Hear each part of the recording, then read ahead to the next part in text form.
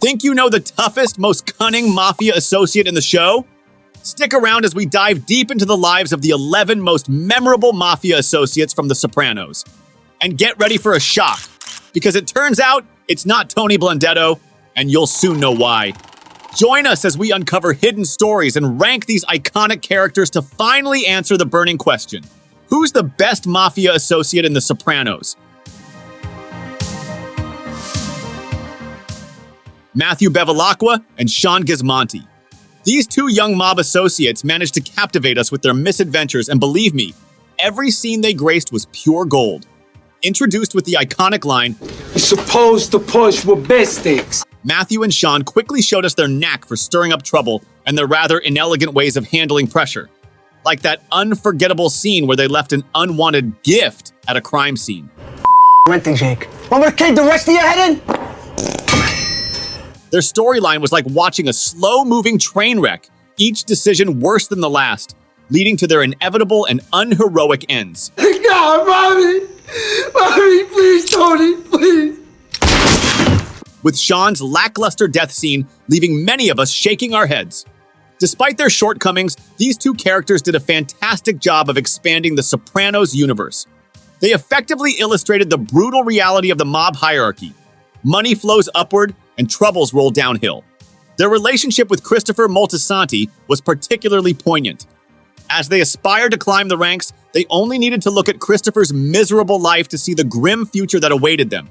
Matthew and Sean's interactions also served to lighten the mood at times.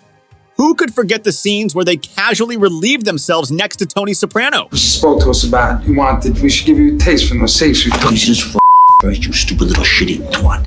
And yes, Matthew's later incident of wetting his pants only added to their infamous reputation for bathroom-related mishaps. Their attempts to integrate into the mob were clumsy at best. What the doing? Sil, take it easy. I'm losing my balls over here! Under Richie April's watchful eye, they tried to prove their worth, only to often end up as the butt of the joke. However, their actions weren't without consequences. Their fateful decision to hit Christopher, egged on by a mere slight from Richie, was their final undoing. This move showed that despite having enough brains to earn college degrees and brokerage licenses, their lack of street smarts and patience led them to make fatally poor choices. Their deaths were perhaps a commentary on the superficial glamorization of mob life in the media.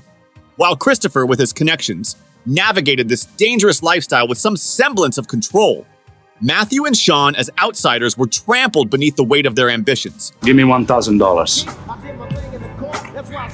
1,000 more? Let's dive into the tumultuous life of Jackie April Jr., a character whose missteps and delusions provide a stark contrast between the old guard of the Mafia and the ill-fated younger generation. Your uncle was a rat. No fucking way. Sit down.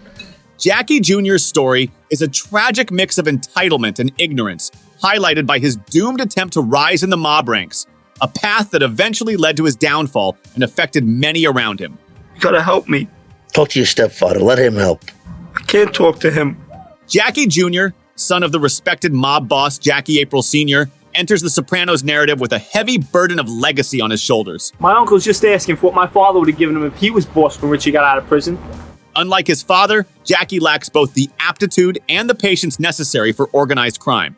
His father, coming from a tougher, old-school mob background, didn't prepare Jackie for the life of a mobster, leaving him with nothing but misconceptions drawn from movies and a misguided sense of inevitability about his rise to power. All right, this is it. I don't care if God comes by, you don't move this car. Throughout Season 3, we witnessed Jackie's relentless pursuit to emulate his father and secure a position within the mob without putting in the groundwork.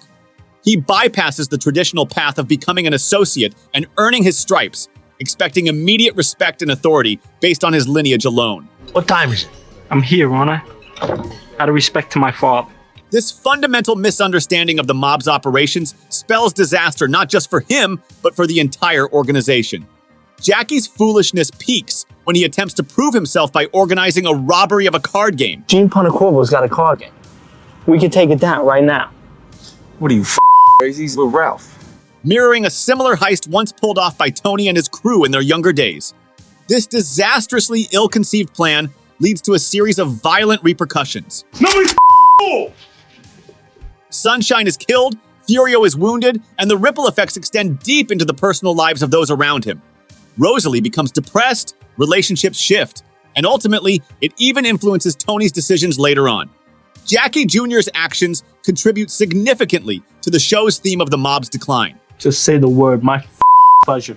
Why don't you go grab us some coffee? His failures serve as a perfect illustration of Tony's ongoing rants about the younger generation, how their recklessness and disregard for tradition are sealing the mob's fate. Why would you take Jackie's kid or something like that? Somebody's got to show them how the real world works. Jackie's story is used by the series to showcase the struggles of younger men trying to find their identity and maturity in a changing world. Despite Jackie Jr.'s aspirations, his ineptitude and the consequences of his actions only serve to highlight the generational divide within the mob. Stupid kid was carrying it around during the holidays. His life ends as a stark reminder of what happens when the unprepared are thrust into positions they are not ready to handle, both in life and in organized crime. It's a sobering subplot that enriches the series' exploration of legacy, failure, and the harsh realities of mob life.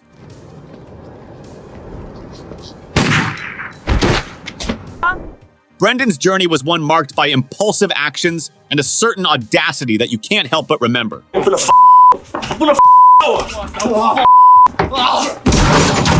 In the episode 46 Long, he, along with Christopher, hijacked a truck from Comley Trucking, a company under the protection of Soprano Capo Corrado Jr. Soprano.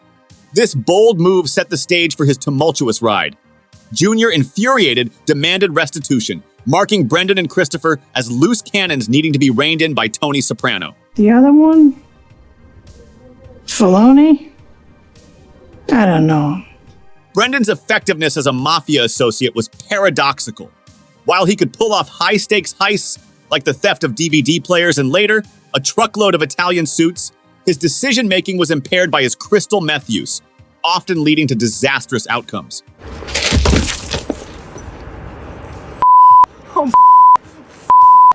His addiction to meth not only clouded his judgment, but also estranged him from more structured criminal activities, pushing him to act independently, much to his detriment.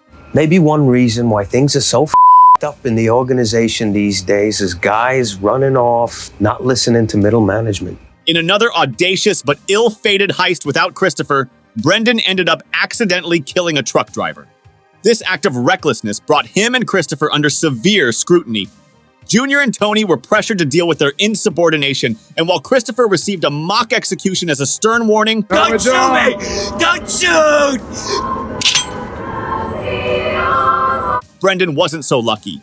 He met a grisly end in his bathtub, shot through the eye. Hi, Jack. Bye, Jack.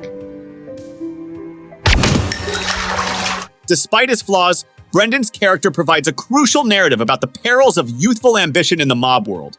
His eagerness to ascend the ranks without respecting the established hierarchy was his downfall. Tony, that's a quote. We have to stick together. Junior's decision to eliminate him, sparing Christopher, thanks to Tony and Livia's protective influence, highlights the themes of nepotism and double standards prevalent in the series. While some later characters like Matt, Sean, and Jackie Jr. mirrored Brendan's reckless ambition, Brendan's story was unique in its sheer audacity and tragic end. He was a vivid example of a young associate who might have risen in the ranks had he played the long game instead of seeking immediate gratification and defying orders. Why can't you be nice to Brendan? We discussed that. Let's dive into the shadowy world of the Atwell Avenue boys from our beloved show. If you thought the Soprano family was hardcore, wait until you hear about these guys. You want my advice? You'll call Lou DiMaggio. The Atwell Avenue boys. What, those sicko Rhode Island? Lou DiMaggio wasn't your average mob associate. This guy was as intense as they come. Caught him good with a tire iron. Remember when Junior Soprano trusted him with the hit on Johnny Sack? That's when you know you're dealing with a top-tier enforcer. They may be old, my little nephew, but those dogs can still hunt. Although the hit never happened, the fact that Tony Soprano sent Christopher Moltisanti and Silvio Dante to brief DiMaggio speaks volumes about his reputation. But Lou wasn't just a cold-hearted killer.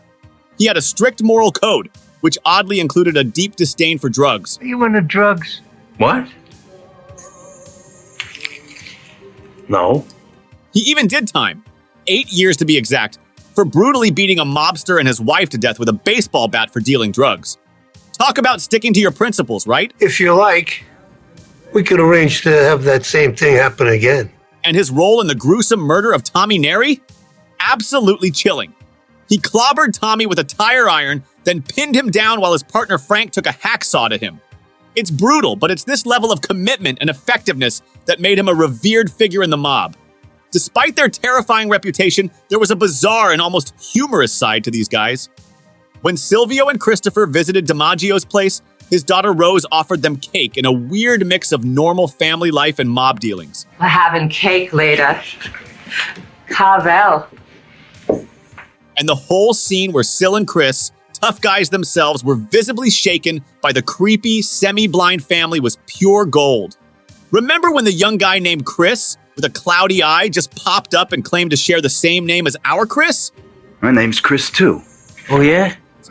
And that whole scenario where they were supposed to identify Johnny Sack from a photo, and Sil says, "He's the guy on the right," to a mostly blind crew? Lou DiMaggio could sense Chris was a junkie just by being in the same room. The creepiness of their lair, described as a dungeon or catacomb, and the almost supernatural feel of their blindness added to their mystique, making even seasoned killers like Chrissy and Silvio uneasy. The Atwell Avenue boys were depicted as something out of a horror story. Living embodiments of death, almost demonic, they were portrayed as killers who relished their work, not just for money, but for sheer pleasure. This is why they were so feared and why they remain one of the most memorable parts of the show. Chromosomes. Runs in the family. Let's dive into the shadowy life of Corky Caporal, a minor but incredibly captivating character from our beloved series. Corky is a low-level associate deeply entrenched in the intricate dealings of the Soprano crime family. Known for his Italian heritage and a troubling heroin addiction, he serves as a crucial intermediary between the American mobsters and their counterparts in Naples. You guys speak English? Not some too much. Corky's effectiveness as a Mafia associate shines through in key moments of the series. His bilingual abilities make him indispensable for operations involving Italian hitmen, particularly in the assassination of Rusty Milio. Tasked by Christopher Moltisanti, Corky skillfully handled communications and logistics with the Italian hitmen, dubbed the Tailors. His compensation? Heroin. It's a little less cash than we talked about, but there's a bonus in there for you. Despite the grim payment method, Corky ensured the operation's success with his discreet and efficient weapon and instruction deliveries. However, his alliances in the Mafia did not end there. Post Christopher's death in the episode The Blue Comet, Corky is again instrumental in a high-stakes hit, this time targeting Phil Leotardo. Although the hit disastrously misses Phil and instead kills 2 innocent people. DHL Express for Mr. Philly. What the rubbish? For sign. Corky's calm response to the mishap underscores his nonchalance and gritty professionalism. Nato in Italia. Corky's past is veiled in mystery, stirring plenty of speculation among fans. One theory hints that he might be escaping the wrath of the Italian Camorra due to his father's Mafia involvements, which supposedly led to his family being marked for death. Another suggests his heroin addiction entangled him with dangerous mob circles in southern Italy, pushing him to seek refuge and a fresh start in the US. His dual role as a liaison suggests his deep-seated connections with both Italian and American crime families. Despite minimal screen time, Corky's complex background and his cryptic nature only add to his allure. Whether engaging in drug-fueled conversations with Christopher or subtly navigating the cultural tensions between northern and southern Italian dialects, Corky embodies the perfect Mafia associate. Effective, mysterious, and perpetually on the edge. It's okay if I fix?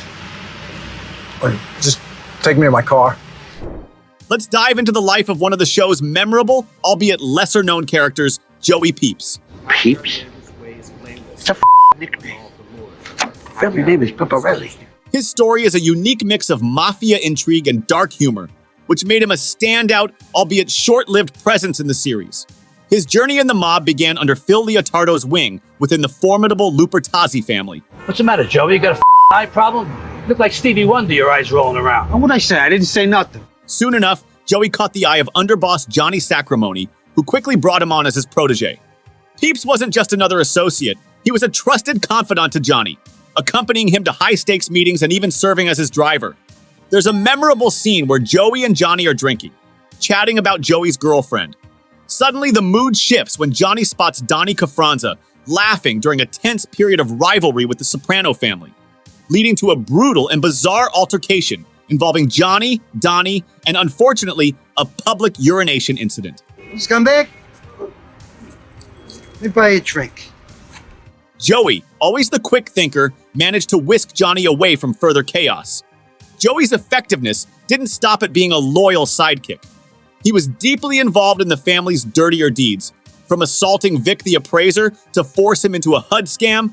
Be at the Red Chimney on Route 3, 9 o'clock tomorrow morning, ready to go to work for Johnny and Carmine. To the chilling execution of Lupertazzi Shylock Lorraine Caluzzo during a brutal power struggle within their own family. However, Joey's effectiveness had a tragic end. In a twisted act of retribution for Lorraine's death, he was marked for death by her cousin, Little Carmine. The hit was carried out by Tony Blundetto, a moment captured in one of the show's darkly comic scenes where Joey, post-assassination, inadvertently causes a car crash. Tony, right? Oh, you come here too? At Joey's funeral, the mix of drama and absurdity peaked when his headstone was engraved with Peeps instead of his real surname.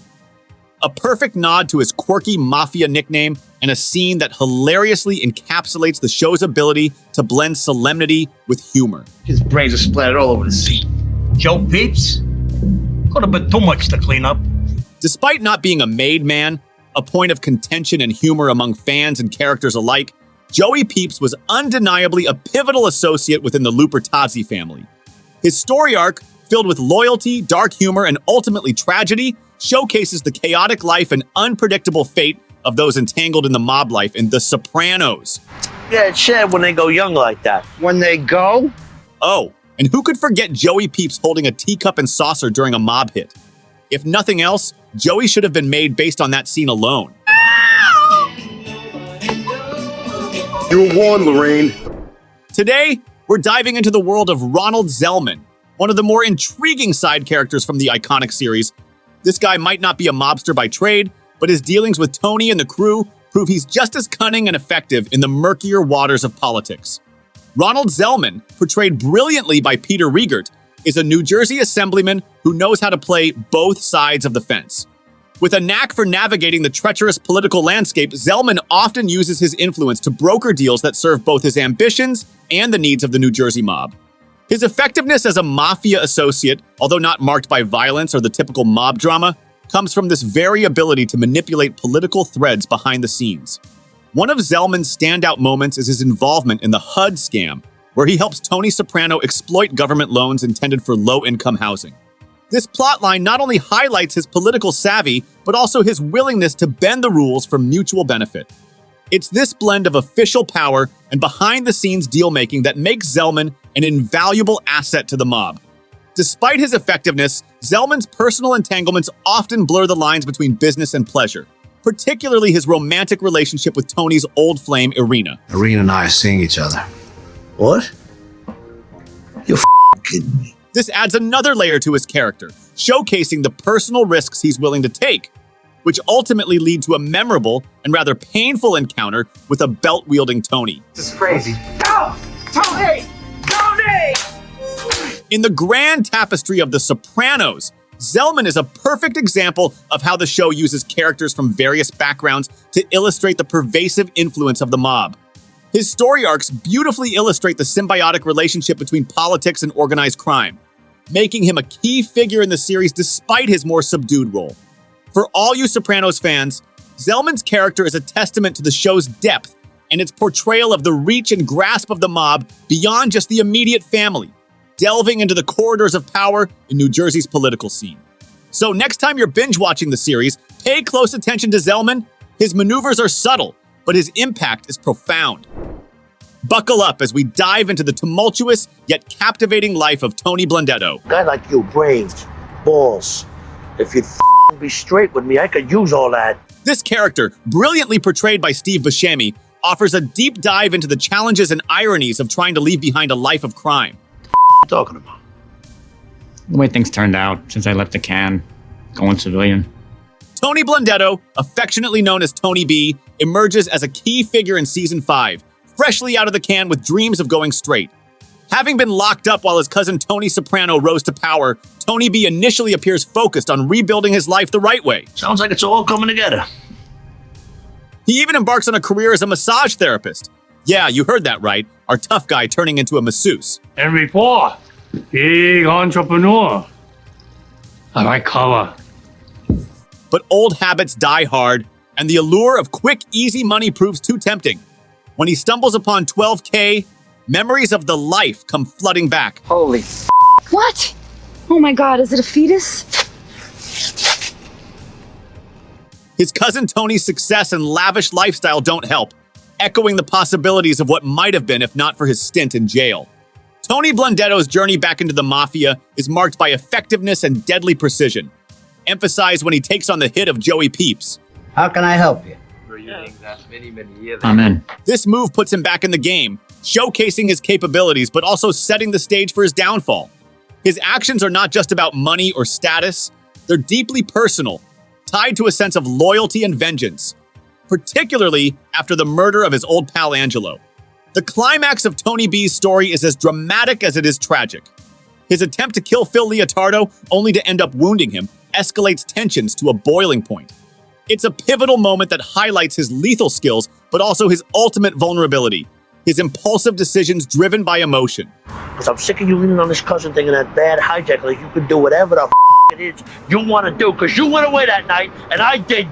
Tony Soprano's decision to personally end his cousin's life is a poignant moment, filled with conflict and a heavy sense of inevitability. It reflects the harsh realities of mob life, where personal and professional lines blur, leading to decisions that resonate with pain and necessity. Tony Blundetto's arc is a fascinating exploration of the challenges of escaping a life of crime. I just took a beating at craps. How you guys doing? Pocahontas here scalping us. Despite his intelligence and initial attempts to reform, he's drawn back by the gravitational pull of his past and the allure of easy money. His story is a stark reminder of the power of legacy and environment in shaping our choices and destinies. Oh yeah, good guy. Right. He was my best buddy inside. Tony B's tale is one of the most compelling in The Sopranos, perfectly capturing the essence of the show's exploration of crime, consequence, and the human condition.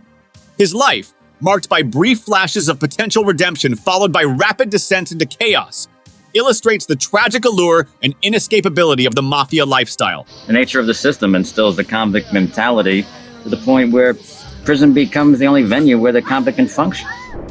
Hesh, a long-standing associate and friend to both Johnny and Tony Soprano, has always been more than just a Mafia associate in the Soprano crime family.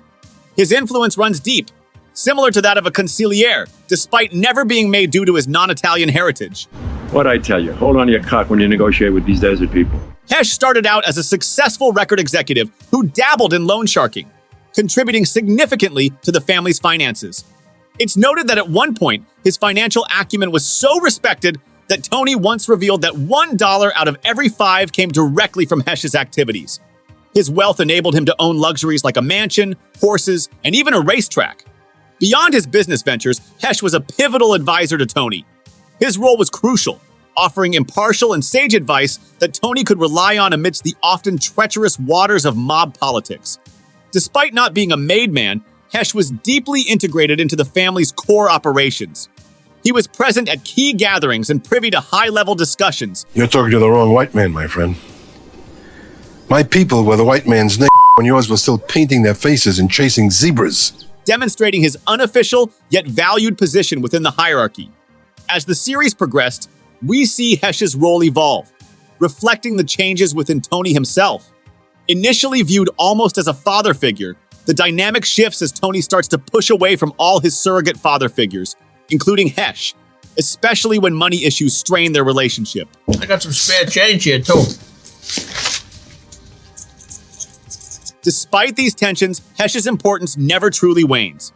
He remains one of the few who can stand up to Tony, showcasing both his influence and his bravery. Busy. Never too busy to call me at 2 a.m. to hear your problems, though. By the final seasons, the portrayal of Hesh offers a complex picture of loyalty, aging, and the inevitable transformations within organized crime. Though he seems more removed, participating less in the active criminal dealings, he's never truly on the sidelines, remaining a significant advisor and friend to Tony until the end. You old f***ing Jew. No wonder my old man kept you around so long. If you're as intrigued as we are by the blurred lines between fiction and reality in the mob world, then you won't want to miss our full video on the Sopranos actors turned criminals in real life. Hit that subscribe button, give us a thumbs up, and drop your thoughts in the comments below. Until next time, stay wise and don't forget to hit that notification bell. Thanks for watching.